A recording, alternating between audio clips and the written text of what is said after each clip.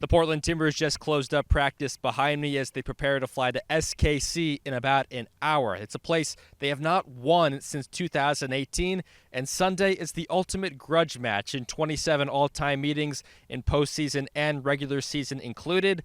9 wins, 9 losses, and 9 draws. I'm glad they got their first win out of the way before we got them. We know we're in for a tough game. I think, regardless of the position of KC, I've always thought it's a really difficult place to play.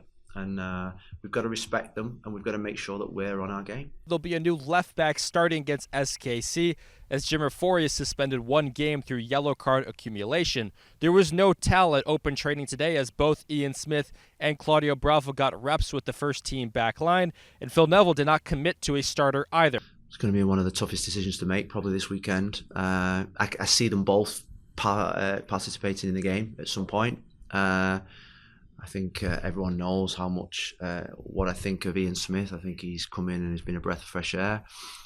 He's been slightly ahead of Claudio in terms of the minutes played. So I think that's a big decision to make in terms of the rest of the team. I think we're in a position where apart from Jimmy, we've got everybody fit and available, and we're looking forward to that selection problem and that competition for places and the extra quality that in particular Jonna brings back to the team. The return of Jonathan Rodriguez will likely see him come off the bench for at least a few games, keeping Anthony in the starting lineup.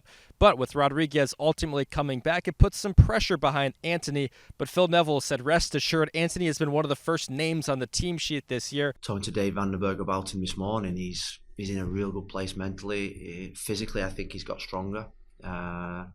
He's maturing in his game, and I think from a point of view of selection at this moment in time is that it's not when does Jonna come in to replace him, is that when does Jonna get in the team, and where does Jonna get in the team, or who misses out for Jonna apart from Anthony. So I think it's fair to say that Jonathan is on a return to play type minutes at this moment in time, where we're going to build him up slowly, but we've got 9-10 games in May where we're going to need him for large parts of the game. But he's trained 1 session with the team, and he'll train again tomorrow. So to say that, to ask him to start a game is I think really unfair. But without a doubt, we want to get him on the pitch, and you just hope that Anthony now rises to that challenge, and that's the key. Anthony talked to media, which is not common, but through a translator. I asked him, does he prefer to play on the left wing or the right wing, as he's done both and often flip-flopped in-game with Santi Moreno. Eu gosto de jogar pelo lado esquerdo, cortando para a direita. Mas se for pelo bem da equipe e poder ajudar, eu jogo tanto pela direita, tanto pela esquerda e não tem problema. I think I would rather play on the left side. I think it's a little easier for me to go direct on the ball and through the wing.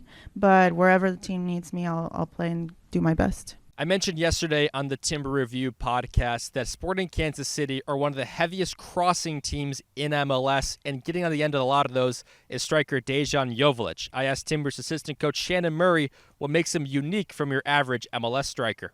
Yeah, I think with him, there's a lot of different things. Number 1, he's athletic. Number 2, he's quick. Number 3, he's still a big kid. And so he has sort of all the ticks in terms of what a center forward would be about. So I think that from that standpoint, he's a difficult guy to manage because he can drop in and play. He can find his way in the box offer. It's a cutback. And then he obviously is good in the air, and you saw him score 2 goals last week. So definitely a dangerous guy, and he works hard. I'm Adam Sussman from the Portland Timbers training ground. I'll talk to you in the post-game report after